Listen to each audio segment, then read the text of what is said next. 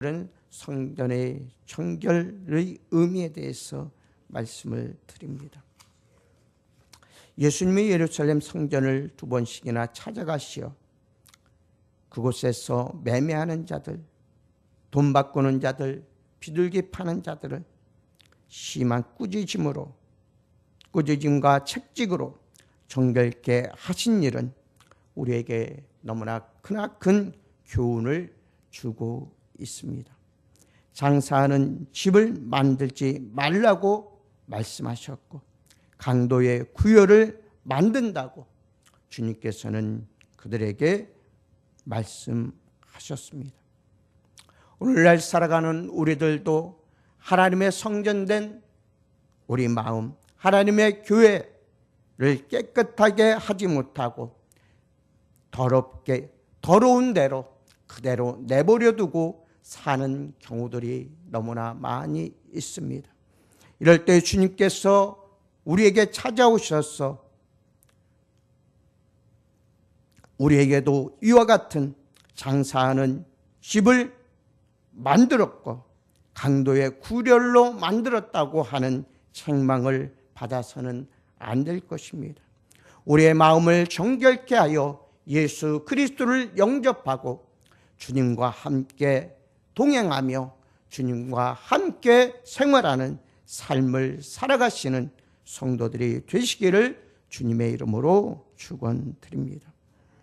또한 이 말씀은 세상 풍조에 떠내려가고 있는 우리의 생활에 대하여 경종을 울려주고 있는 말씀으로 생각하고 더욱더 힘써서 우리의 마음을 정결케 하고 온전히 주님을 따르며 주께서 가신 그 길을 쫓아 나아갈 수 있는 주의 복된 자녀들 되시기를 바랍니다. 첫째로 주님께서는 장사하는 집을 만들지 말라고 말씀해 주십니다. 예수께서 내 아버지의 집이라고 말씀하신 성전은 지극히 거룩한 곳입니다. 이러한 거룩한 곳에서 그들은 장사하며 돈을 바꾸며 비둘기를 팔며 소와 염소를 파는 장소로 바꾸어 버렸습니다. 하나님을 찬양해야 하고 하나님의 말씀을 들어야 하는 그곳을 그들은 세상의 삶을 살아가는 곳으로 만들어 버렸다는 것입니다. 그런데 유대인들의 지도자들은 이곳을 장사하는 집으로 만들어 버렸습니다. 그들이 먼저 그 성전을 깨끗게 하고 그 성전에서 하나님을 찬양하고 하나님의 말씀을 가르쳐야 할 그들이었지만 그들이 먼저 나서서 하나님의 성전을 거룩히 하는 것이 아니라 강도의 구렬과 장사하는 곳으로 만들어 버렸다는 것입니다. 주님은 내 아버지의 집으로 장사하는 집을 만들지 말라고 요한복음 2장 15절에서는 말씀해 주셨습니다. 성전을 장사하는 집이라고 책망하신 이유는 하나님의 성전이 지도자들의 손에 의하여 상업적으로 경영되었기 때문입니다. 그들은 자신들의 위치를 이용하여 하나님의 성전을 돈벌이 하는 데 사용하였습니다. 하나님을 경배하는 일을 구실로 돈을 받고 그들의 주머니를 채우는 일은 분명히 장사꾼들이 하는 것이며 그들은 이처럼 하나님의 집을 장사하는 집으로 만들었던 것입니다. 첫째로 이것은 오늘날 물질적으로 타락한 교회를 책망하시는 하나님의 소리임을 우리는 깨달아야 할 것입니다. 현대 교회는 두 가지 면에서 병적인 요소를 지니고 있습니다. 하나는 교회의 병적 요소입니다. 많은 교회들이 물량주의로 그들의 교회를 운영하고 있습니다. 복음을 전하는 일에 예산을 맞추지 아니합니다. 구제하는 일에 인색합니다.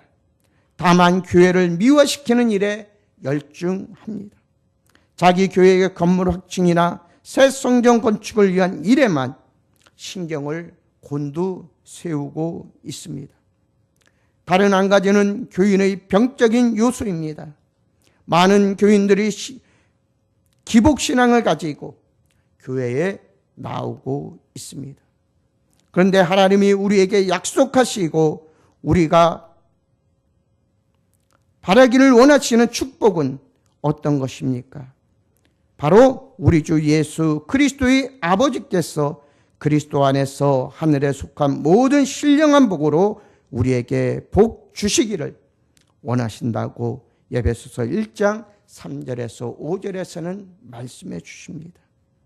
하늘의 신령한 복을 받기 위하여 하나님 앞에 찾아나와 예배드리며 말씀을 들으며 찬양하며 기도하는 그러한 곳을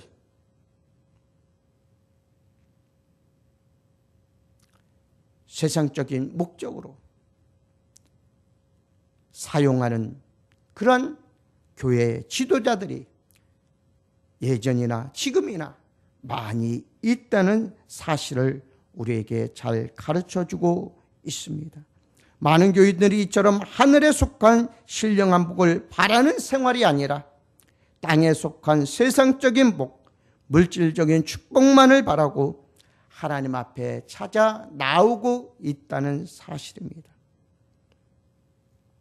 둘째로 이것은 또한 오늘날 진정한 예배가 없는 세속적인 교회를 책망하시려는 하나님의 소리임을 우리는 알아야 합니다. 진정한 예배란 하나님께 합당한 바른 제사를 말합니다. 이스라엘이 하나님께 드린 제사는 하나님이 가증히 여기시는 그러한 제사였습니다. 그러나 오늘날에 드리는 예배는 어떻습니까? 우리가 드리는 예배가 진정으로 하나님께 영광 돌리며 하나님께서 보시기에 진정으로 합당한 예배를 드리고 있는가? 우리는 돌아보아야 합니다. 진정한 예배 속에서 하나님은 임재하십니다. 진정한 예배 속에서 하나님은 역사하십니다. 그러나 하나님께서 보시기에 합당한 예배가 되지 못하고 세속적으로 그것을 바라보며 마음속에는 엉뚱한 생각을 하며 또한 온전한 모습과 진실된 모습으로 하나님을 예배하는 그런 교회, 그러한 성도들이 되어야 할 것입니다. 가증한 제사란 진리가 없는 예배를 말하고 있습니다. 내 백성이 지식이 없으므로 망하는도다. 내가 지식을 버렸으니 나도 너를 버려 내 제사장이 되지 못하게 할 것이요 내가 내 하나님의 율법을 잊었으니 나도 내 자녀를 잊으리라고 호세아 4장 6절에서는 말씀해 주고 있습니다. 하나님을 아는 지식이 없습니다. 또한 우리는 그 하나님을 아는 지식을 버리고 하나님을 버리고 세상을 바라보며 살아가고 있는 그러한 모습들을 볼 수 있습니다. 하나님께서는 이러한 모습들을 싫어하십니다. 바로 이러한 하나님을 아는 지식이 없고 진실과 진정으로 드리는 예배가 아니라면 하나님께서는 이 예배를 받지 않으신다는 것입니다. 또한 가증한 제사란 하나님의 이름을 멸시하는 것입니다. 너희가 더러운 떡을 나의 단에 드리고도 말하기를 우리가 어떻게 주를 더럽게 하였나이까 하는도다. 이는 너희가 주의 상에 경멸히 여길 것이라 말함을 인함이니라. 만군의 여호와가 이르노라. 너희가 눈먼 희생으로 드리는 것이 어찌 악하지 아니하며 저는 것 병든 것으로 드리는 것이 어찌 악하지 아니하냐? 이제 그것을 너희 총독에게 드려보라. 그가 너를 기뻐하겠느냐? 너를 간합하겠느냐? 라고 말라기야서 1장 7절에서 8절은 말씀해 주고 있습니다. 하나님께 제사를 드리면서 그들은 자기의 집에서 가장 좋은 것으로 드리는 것이 아니라 눈먼 것, 저는 것, 병든 것을 가지고 주님 앞으로 나와 하나님께 제사를 드렸습니다. 이러한 제사를 하나님께서 받지 아니하시고 그들을 책망하는 말씀인 것입니다. 바로 우리들도 우리의 생각으로, 우리 마음으로 가증한 것을 품으면서 하나님께 예배드린다면 그 예배는 하나님께서 받지 아니하신다는 것입니다. 하나님께 드리는 예배는 신령과 진정으로 드리는 예배입니다. 온 마음과 정성을 들여 드리는 예배입니다. 이러한 예배를 받으시고 그들에게 하나님께서는 축복하시는 것입니다. 하나님께서 원하시는 그런 예배를 드리지 못하고 세상적인 향락과 세상적인 복만을 바라보고 또한 세상적인 사업을 바라보고 하나님 전에 나와 예배를 드린다면 그러한 예배는 하나님께서 받지 않으신다는 것입니다. 가증히 여기신다는 것을 우리에게 말씀해 주고 계신 것입니다. 또한 가증한 제사는 회개가 없는 예배를 말하고 있습니다. 너희가 어찌하여 매를 더 맞으려고 더욱 패역하느냐? 온 머리는 병들었고 온 마음은 피곤하였으며 발바닥에서 머리까지 성한 곳이 없이 상한 것과 터진 것과 새로 맞은 흔적뿐이거늘 그것을 짜며 싸매며 기름으로 유하게 함을 받지 못하였도다 라고 이사야서 15장 6절에서는 말씀해 주십니다. 하나님이 기뻐하시는 예배는 죄에 대한 회개입니다. 이스라엘 백성들은 죄에 대한 회개 없이 하나님을 찾았고 하나님께 제사 드렸으며 하나님께 예배하였습니다. 그랬을 때 하나님께서는 그것을 가증히 여기시고 그들의 예배를 받지 아니하셨습니다. 바로 우리가 드리는 예배 속에서 회개의 열매가 없다면 하나님께서는 그 예배를 가증히 여기신다는 것을 말씀해 주고 계십니다. 또한 가증한 제사란 희생 제물이 없는 예배를 가리키고 있습니다. 구약의 제사에는 희생 제물이 필수적이었습니다. 교회에서 드리는 예배는 하나님의 어린 양 되신 예수 그리스도의 희생 제물이 있어야 합니다. 바로 예수 그리스도께서 우리의 죄를 대신 지시고 희생 제물이 되어 주셔서 우리를 죄에서 속하시고 구원해 주셨습니다. 그러므로 우리들도 주님을 위하여 우리의 모든 것을 버리고 주님을 따라야 합니다. 우리도 주님을 위하여 희생하는 삶을 살아야 함을 말씀해 주고 있습니다. 또한 가증한 제사란 사랑이 없는 예배입니다. 나는 인애를 원하고 제사를 원치 아니하며 번제보다 하나님을 아는 것을 원하노라 라고 호세아 6장 6절에서는 말씀해 주고 있습니다. 하나님께서는 즉 사랑을 원하고 제사를 원하지 않는다고 말씀해 주셨습니다. 또한 번제보다 하나님을 아는 것을 원한다고 말씀해 주셨습니다. 이스라엘 백성들은 하나님을 찾고 하나님께 제사드리며 하나님께 예배하였습니다. 그러나 그들의 제사 속에는 사랑이 없었고 그들의 제사 속에서는 하나님을 아는 것이 없었습니다. 그들은 하나님을 섬기면서 또한 우상까지도 섬기는 그러한 삶을 살았던 것입니다. 바로 하나님께서는 이러한 그들의 자세를 탓하시고 그들에게 올바른 예배를 드릴 것을 권고하고 있습니다. 예수님은 새 계명을 준다고 말씀하시면서 새 계명을 너희에게 주노니 서로 사랑하라. 내가 너희를 사랑한 것 같이 너희도 서로 사랑하라고 요한복음 13장 34절에서는 말씀해 주고 계십니다. 그리고 너희가 나를 사랑하면 나의 계명을 지키라고 요한복음 14장 15절에서는 말씀하셨습니다. 주님을 사랑하는 자, 하나님을 사랑하는 자는 하나님의 말씀을 지키고 나갑니다.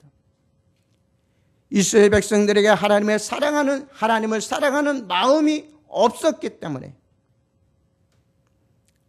그들의 제사는 헛된 것이었고 그들의 예배는 헛된 예배가 될 수밖에 없었습니다. 사랑이 있는 곳에 하나님께서 함께 하시고 사랑이 없는 곳에 하나님께서는 멀리 하신다는 사실을 우리는 잘 알아야 할 것입니다. 또한 예수님께서는 강도의 구별을 만들지 말라고 말씀해 주고 계십니다.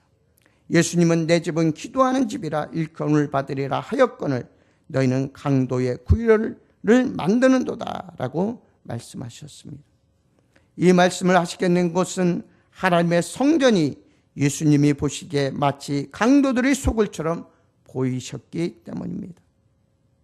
성전의 우두머리 격은 대제사장이나 제사장들은 많은 뇌물을 받고 이 같은 불법적 상행위를 방관했을 뿐만 아니라 오히려 두둔해 주었으며 진정한 예배 장소가 온통 난장판이 되어도 누구 하나 안타깝게 생각하는 자들이 없었습니다. 또한 죄제하는 사람도 없었습니다. 바로 그들이 그 성전에서 재물들을 모았기 때문입니다. 그야말로 하나님의 영광을 강도질하는 집단처럼 보였던 것입니다. 하나님께 영광을 돌려야 할 그들, 하나님을 찾고 참된 예배를, 하나님의 말씀을 가르쳐야 할 그들이 솔선수범해서 성전을 매매하는 곳으로 만들어 버렸습니다. 오늘날 교회 역시 세상적인 명예심을 위해 싸움질, 분쟁, 욕설 등이 비일비재함으로 하나님의 예배 장소가 강도의 구렬처럼 되어 버렸습니다. 그래서 많은 대형 교회들은 개인 사업을 위해서 교회에 나오고 개인적인 일을 위해서 그들은 교회에 나오는 많은 이들이 있습니다. 이토록 교회는 온전히 하나님께 예배 드려야 할 장소이지만 오늘날에도 세상적인 것을 바라보며 사업을 위해서 개인적인 이익을 위해서 교회에 나오는 그러한 가증한 일들을 저지르고 있는 많은 이들을 우리는 볼 수가 있습니다. 바로 하나님께 예배드릴 장소가 마치 강도의 소굴처럼 변하여 버렸음을 우리는 볼 수 있습니다. 우리는 우리의 심령을 감찰해 보아야 합니다. 우리의 심령이 아직까지도 더럽고 아직까지도 세상적인 것을 바라보며 아직까지도 세상의 일로 얽매여 있을 때 우리의 드리는 예배는 가증한 예배일 뿐입니다. 그러나 우리의 심령이 깨끗하여서 그 속에 예수 그리스도께서 임재해 계시고 예수 그리스도께서 함께 하신다면 그 예배는 진정으로 하나님께서 원하시는 예배가 될 것입니다. 우리의 마음이 아직도 죄가 주장하고 있다면 우리의 성전은 강도의 구열이 되어 있는 것임을 우리는 생각해야 합니다. 우리의 마음이 아직도 옛 풍습을 따르는 옛사람이 다스리고 있다면 그런 마음은 강도의 구별이 되어 있다는 마음입니다. 우리의 마음에 성령이 계시지 않는다면 그 마음은 강도의 구별과 같습니다. 예수님은 이런 마음을 정결케 하시려고 우리의 마음 문을 녹화하고 두드리고 계신다는 사실입니다. 볼지어다 내가 문 밖에 서서 두드리노니 누구든지 내 음성을 듣고 문을 열면 내가 그에게로 들어가 그로 더불어 먹고 그는 나로 더불어 먹으리라고. 계시록 3장 21절에서는 말씀해 주고 있습니다. 예수님께서는 항상 우리의 마음 문을 두드리고 계십니다. 그 두드리고 계시는 주님의 음성을 우리는 들어야 합니다. 그리고 빨리 우리의 마음의 빗장을 열고 예수 그리스도를 영접해야 합니다. 내 심령을 새롭게 하시는 주님의 역사가 반드시 있어야 합니다. 그러기 위해서는 우리는 주님 앞에 우리의 마음 문을 활짝 열어야 합니다. 또한 우리의 모든 죄악을 주님 앞에 고백하고 자복하고 회개해야 합니다. 예수님은 성전 청결을 하신 다음 자기에게 나오는 소경들과 전원자들을 고쳐주셨습니다. 그리고 성령까지 찾아 나온 예루살렘의 어린아이들이 주님을 보고 소리 지르며 호산나 다윗의 자손이여 하며 외칩니다.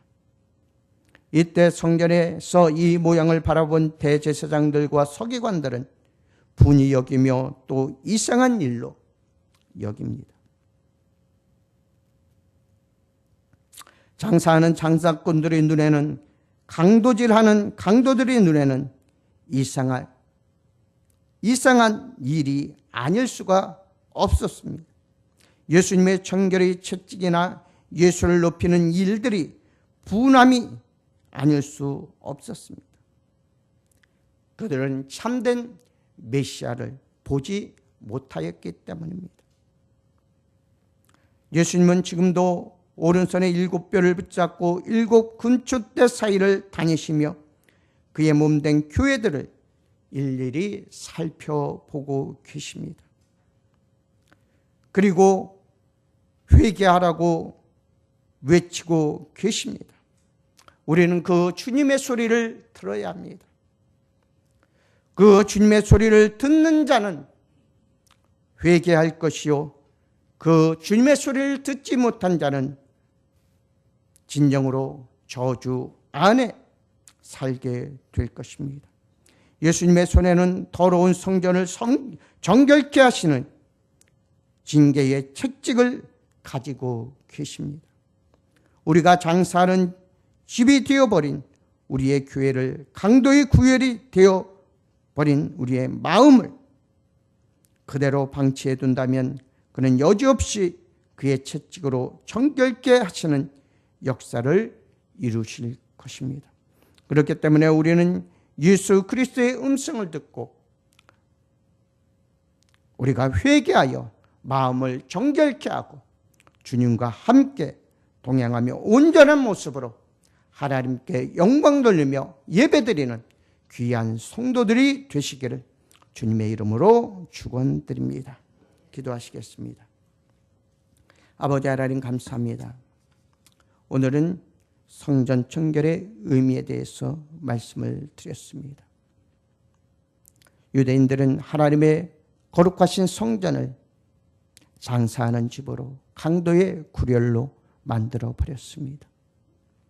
그러한 성전을 주님께서는 정결케 하시고 또한 많은 병자들을 고쳐 주십니다.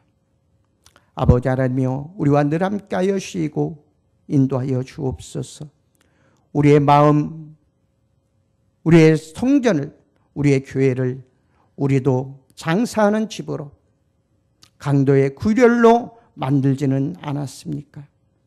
아버지 하나님이여, 도우시고 역사하여 주사 우리의 마음 문을 두드리고 계시는 주님의 음성을 들을 수 있도록 도우시고 회개하여 마음을 정결케 하여 우리의 성전을 정결케 하여 온전히 주님만을 찬양하며 영광 돌리는 삶을 살아갈 수 있도록 도우시고 참 예배를 드리는 아버지여 거룩한 성도들이 될 수 있도록 주께서 인도하여 주옵소서.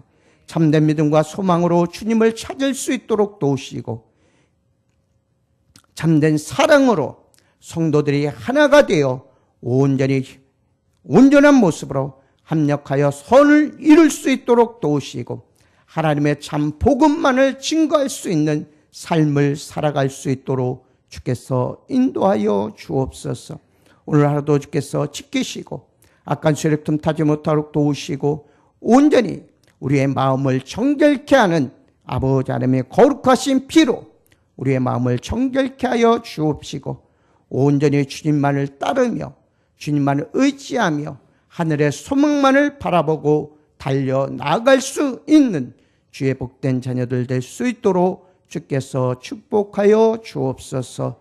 감사드리며 예수님의 이름으로 기도드리옵나이다. 아멘.